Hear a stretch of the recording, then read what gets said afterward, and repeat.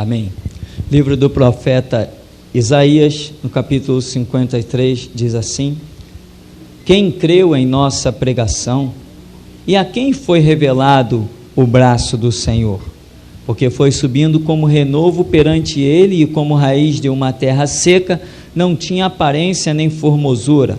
Olhámo-lo, mas nenhuma beleza havia que nos agradasse. Era desprezado e o mais rejeitado entre os homens, homem de dores, e que sabe o que é padecer. E como um de quem os homens escondem o rosto, era desprezado, e dele não fizemos caso. Certamente ele tomou sobre si as nossas enfermidades, e as nossas dores levou sobre si. Nós o reputávamos por aflito, ferido de Deus e oprimido. Mas ele foi traspassado pelas nossas transgressões e moído pelas nossas iniquidades. O castigo que nos traz a paz estava sobre ele, e pelas suas pisaduras fomos sarados. Todos nós andávamos desgarrados como ovelhas, cada um se desviava pelo seu caminho, mas o Senhor fez cair sobre ele a iniquidade de nós todos. Ele foi oprimido e humilhado, mas não abriu a boca. Como cordeiro foi levado a um matadouro, e como ovelha muda perante os seus tosqueadores, ele não abriu a boca. Por juízo o opressor foi arrebatado, e de sua linhagem quem dela cogitou? Porquanto foi cortado da terra dos viventes, por causa da transgressão do meu povo foi ele ferido. Designaram-lhe a sepultura com os perversos, mas com o rico esteve na sua morte, posto que nunca fez injustiça, nem dolo algum se achou em sua boca. Amém. Irmãos, esse texto aqui, muito conhecido na igreja, de um modo geral. Qual a igreja que ainda não ouviu relatos sobre Isaías 53? Hoje eu vivi uma situação que me transportou para essa questão de Cristo. Há algum tempo atrás, o pastor André, alguns poucos dias atrás, entregou-nos uma visão que nos via chegando em um lugar, falou da cor das paredes, um corredor, e disse que via um anjo caminhando do meu lado, e entregava a palavra: assim diz o Senhor, eu sou o teu advogado. Quantos lembram disso? Amém, glória a Deus. Muitos lembram. Irmãos, e há uma frase que também me veio à memória hoje. Eu estava jubiloso quando esperava o trem em uma estação um pouco distante daqui, depois da vitória que o Senhor nos deu. Uma palavra que certa vez uma mulher estava pregando, e ela dizia assim: você com Deus é a maioria sempre. Você crê nisso? E é por isso, irmãos, que eu não faço aliança com ninguém. Eu não tenho amigos. Entende, irmão? O que é um amigo? Amigo, dentro do nosso conceito social, é aquela questão daquela intimidade. Não, isso não tem valor. Não adianta você ter um amigo íntimo que vá para o inferno. O nosso objetivo é fazer discípulos. Os amigos servem para a gente pregar para eles, não é para conviver com eles, caminhar com eles, participar das obras deles, entende? Por isso que eu digo, eu não tenho amigo, eu não tenho ajudante. A ajuda é nós, como povo de Deus, nós nos amamos uns aos outros, nós ajudamos uns aos outros, submissos a Cristo, amém? Amém. Esse é o conceito. Por isso que eu digo algumas coisas, não sei se todos compreendem, mas é que existe um processo aqui na minha cabeça. E então, esta visão, e o Senhor dizia: eu sou o teu advogado, e hoje eu estava lá, aonde esta palavra estava se cumprindo. E aí eu lembrei de Jesus, esse texto que diz que como ovelha muda, foi levada aos seus tosqueadores, e não abriu a sua boca, não se preocupou em se defender. João escreve dizendo que nós temos o que junto ao Pai? um advogado. Irmão, a pergunta é muito séria. Você crê nisso? Você crê que o teu Deus é o teu defensor? Você crê que Ele é a tua sombra, a tua direita? Ele é o teu rochedo e fortaleza? É Ele quem não deixará vacilar o teu pé. E para que o teu pé não vacile, os teus pensamentos e também Ele guarda. Senão o teu pé vacila. A tua maneira de ver as coisas e perceber as coisas, é Ele que dá graça.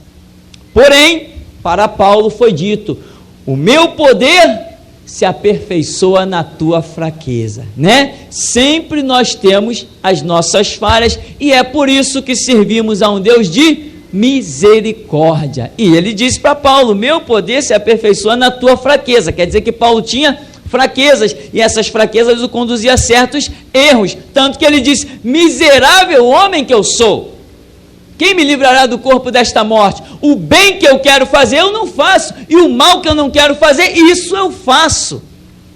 Amém? Para provar que Paulo era apenas um homem, e tinha os seus momentos em que ele queria matar ele próprio, para nós vermos que se ele foi uma bênção, nós também podemos ser. Amém? E ali estávamos, irmãos, no cumprimento desta visão, e tinha 4 contra 1. Pessoas mentindo, e eu impressionado. Por que eu estava impressionado? Impressionado com pessoas mentindo? Não estava impressionado com pessoas mentindo. Estava impressionado com crentes testemunhando contra mim e mentindo. Falei: meu Deus, essa pessoa é crente. Horrores, falando horrores, mentiras terríveis. Eu falei: meu Deus, crente. Claro, tinha uma que tinha fitinha, tinha outra que era roupa arrastando, mas eram crentes. 4, falando um monte de coisa. E eles tanto falaram que a juíza resolveu decretar a minha vitória. Eu não falei nada. Foram eles que se enrolaram, trouxeram as falsas testemunhas, e elas entraram em contradição, e foram obrigados, aqueles que queriam enrolar, vamos assim dizer, a minha vida, tomar o meu tempo, foram obrigados a assinar a minha vitória, para não irem presos e responder processo. E eu saí dali, o poder de Deus me envolveu, e eu naquela estação do metrô, do trem, eu comecei a cantar aquele hino que me recordou dos velhos tempos. Ó, quão cego eu andei e perdido vaguei, longe, longe do meu Salvador. Que eu parei ali na estação, e foi um poder de Deus tremendo sobre a minha vida, e eu lembrei o tempo que eu pregava nas estações, e aí eu recordei esse hino que a gente cantava muito. Foi uma glória. E eu dizia, eu lembrava: você com Deus é a maioria sempre. E aí eu vim para esse texto, em que é dito: ele foi levado como ovelha muda. Quer dizer, Romanos 8, 28, diz que todas as coisas cooperam juntamente para o bem dos que amam a Deus. Irmãos, não confia nos advogados, não confia. Tu tem Deus para entrar no tribunal com você. Não confia, irmãos, nos homens. O que diz Jeremias 17:5? É maldito o homem que confia no homem, que faz da carne o seu braço e aparta o seu coração do Senhor. Vai ser como a tamargueira no deserto. Então, meu irmão, outros, porém, se preocupam em confiar na força do dinheiro. Eu não gastei 1 centavo, a não ser o dinheiro da passagem. Vai contratar advogado? Não. Vai chamar advogado? Não. Vou lá. E o Senhor nos deu uma vitória de uma maneira totalmente surpreendente, por caminhos que eu nunca imaginei. Pela própria boca dos acusadores saiu a sentença de vitória para mim. E quando a primeira testemunha depunha contra mim, e eu dizia assim, meu Deus, quanto horror, quanta mentira. E a palavra fica entalada na sua garganta, você quer falar, mas que mentira, quando que você viu a minha cara? Perguntar para a pessoa assim, né? Não, eu não poder falar, né? E eu orava, Senhor, tu falaste que ia entrar comigo neste tribunal. Me dá uma palavra, que eu sei que com uma palavra tu acaba com tudo isso aqui, pois Deus não me deu nenhuma palavra, usou a própria boca deles. Entende, irmão? E eu nesses últimos meses da minha vida, Deus tem operado coisas tão fantásticas, que a minha confiança em Deus, ela tem aumentado, irmão, acredite, sobremaneira. Eu tenho aprendido a confiar, eu tenho visto que é Ele mesmo Deus na minha vida. Você crê que é Ele mesmo Deus na tua vida? O juiz de toda a terra, Ele quer bater a sentença a teu favor, que é o Deus vivo e poderoso. E o advogado, que é Jesus Cristo, Ele não perde nenhuma causa. Ele só entra em causa que é para vencer. E se você é justificado pelo sangue dele, todas as suas causas são de vitória. Não interessa quantos testemunhas tenha contra você. Tinha 4 contra mim, mas quem saiu vencedor? E eu lembro de Jesus naquele tribunal, longe de mim querer comparar-me ao meu Senhor Jesus, apenas a semelhança dos fatos. Jesus naquele tribunal, e os homens usaram falsas testemunhas. Eu senti um pouquinho na pele, só um pouquinho, irmão.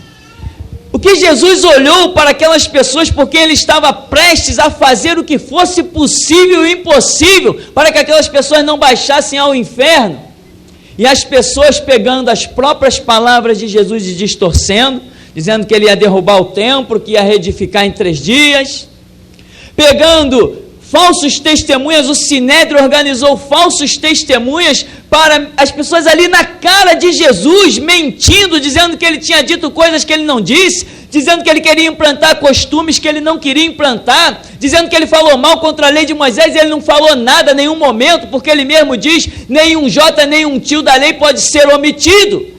Se ele está dizendo isso em Mateus 5, então ele não queria nada contra a lei. Ele diz, eu não vim destruir a lei e os profetas, eu vim cumprir, porque ele é o Cordeiro de Deus que tira o pecado do mundo, é o sacrifício que a lei pedia.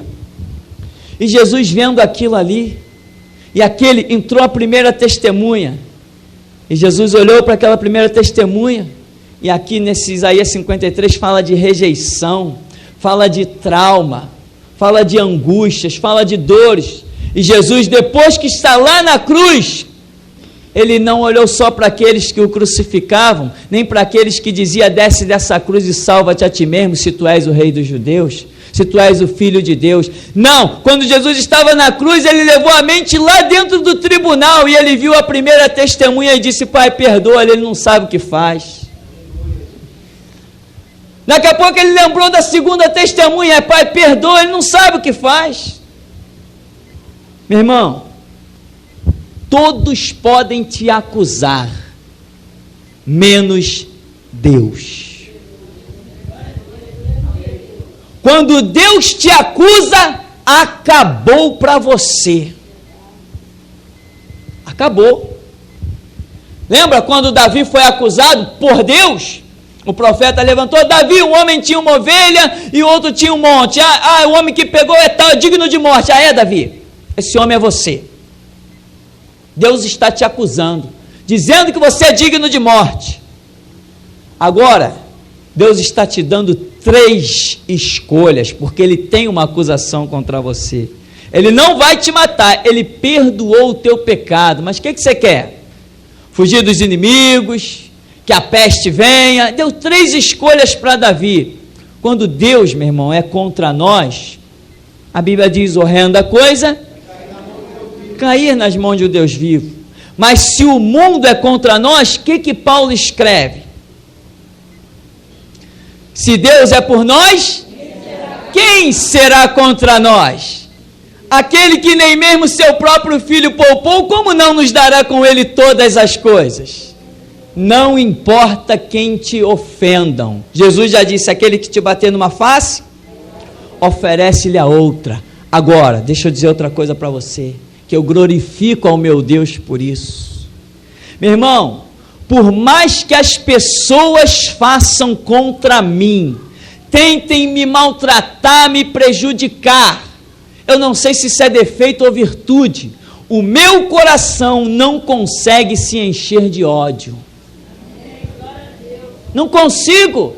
Por mais que eu tente trazer as afrontas à memória, eu não consigo ser uma pessoa rancorosa, desejando o mal de ninguém. E eu vejo que, segundo a Escritura, isto é porque verdadeiramente nós somos templo do Espírito Santo. Deus tem um projeto com as nossas vidas. Os nossos inimigos não podem parar a nossa caminhada, não podem nos prejudicar. E a exemplo do que ele fez lá no tempo do livro de Esther, transformando a forca para destruir o próprio inimigo, assim ele vai continuar fazendo nos nossos dias. Assim como ele fez, colocando aqueles homens no lugar de Daniel dentro da cova dos leões, ele continua fazendo nos nossos dias, se ele quiser, porque a Bíblia diz, a vingança pertence a Deus, não pertence a nós, amém? A vingança não pertence a nós, ela pertence a Deus. Você quer se vingar de alguém? Está errado, você não tem que desejar vingança de ninguém. A Bíblia diz que nós devemos colocar as coisas nas mãos de Deus. Ele é o nosso advogado, ele é o nosso juiz. Ele não tem prazer na morte do ímpio. Ele é que sabe quantas oportunidades tem que dar a quem quer que seja, e ele é que sabe quando encerraram-se estas oportunidades. Então, meu irmão, quando você tiver que viver alguma situação, seja ela qual for, procura ver na vida do Senhor Jesus, que é o nosso exemplo, se ele mesmo já não viveu tal situação. Te acusam? Não acusaram o teu Senhor? Te caluniam? Não caluniaram o teu Senhor? Mentem a teu respeito? Não mentiram a respeito dele? Perseguem você? Difamam você? Não fizeram tudo isso a respeito dele? E ele diz o quê? A um discípulo cabe ser igual ao seu mestre.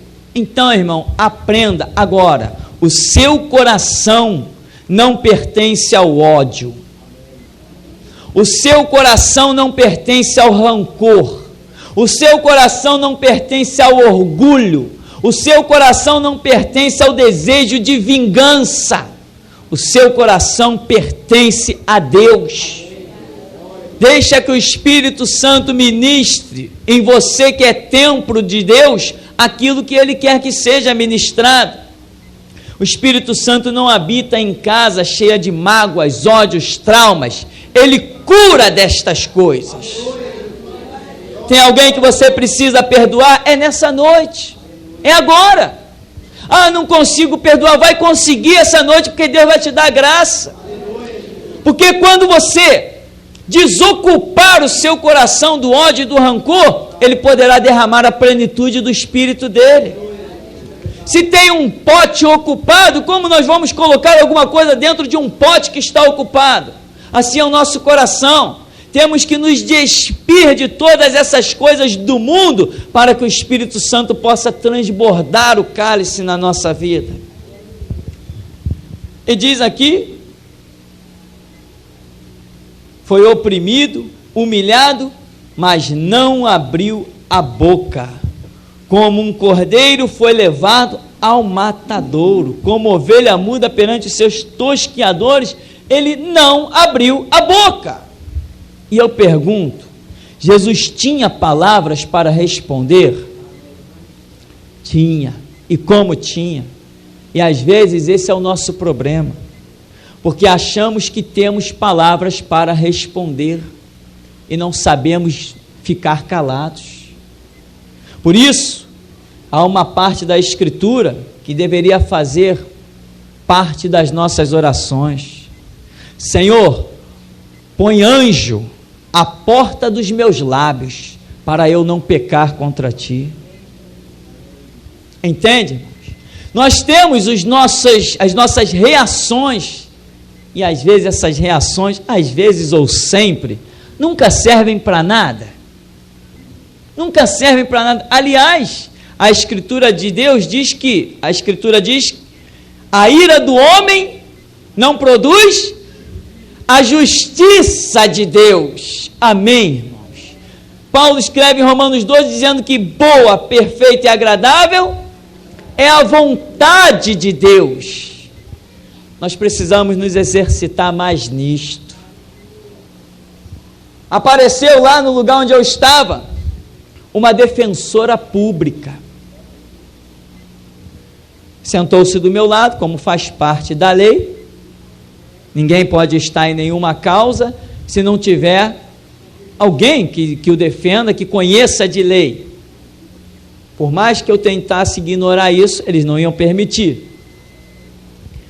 E de repente eu joguei uma ideia para essa defensora. Era uma coisa muito simples. Era só para ela fazer uma pergunta.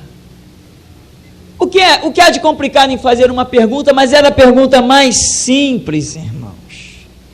E você sabe o que é você olhar para uma pessoa e ver que as palavras estão travadas na garganta dela, e ela tenta falar e não consegue? Porque Deus queria julgar a causa, e Ele tinha como julgar a causa. E eu falei, você quer que eu faça a pergunta? Eu faço a pergunta. E ela, quando ia tentar fazer a pergunta, ela não conseguia falar, e o semblante dela mudou. Eu falei, meu Deus, que é isso? Deus é tremendo. Quando Ele quer te dar uma vitória pelo sangue dEle, meu irmão, Ele faz o que Ele tiver que fazer, mas a vitória é tua pelo sangue de Jesus. Irmão, amanhã vão te acusar. Quantos aqui neste lugar já têm sido acusados de congregar numa seita e não numa igreja? Quantos? Aí, olha para trás você que não levantou a mão. São acusações. Você congrega numa seita. Cresça, irmão, na graça e no conhecimento. E quando eles disserem que você congrega em seita e não em igreja, desafia o diabo e pergunta se eles têm a mesma coragem.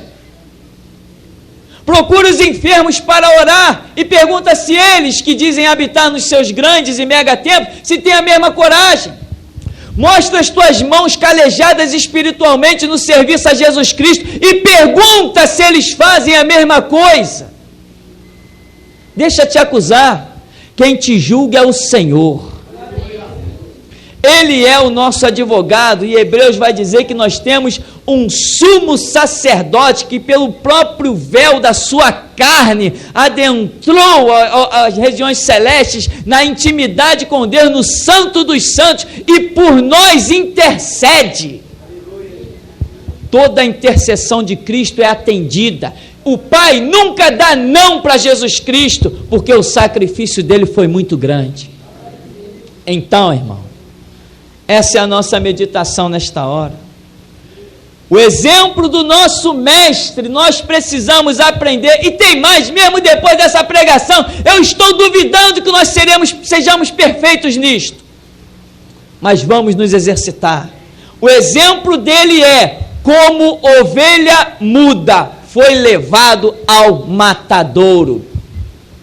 Aqueles que o traspassaram, quando o virem retornar no Monte das Oliveiras, rodeado com miríades e miríades de anjos, e o resplendor da glória de Deus sobre ele, dificilmente vão conseguir associar aquele que estava sendo humilhado no tribunal, caluniado e difamado, com aquele agora coroado de glória, majestade e santidade.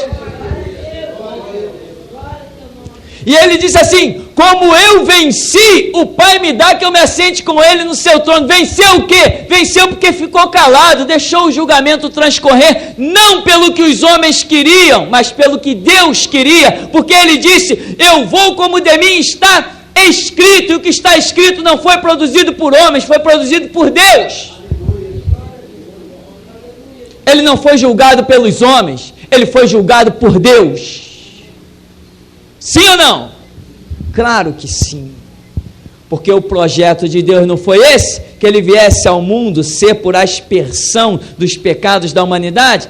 Quem o julgou foi Deus. O que nós lemos aqui em Isaías 53?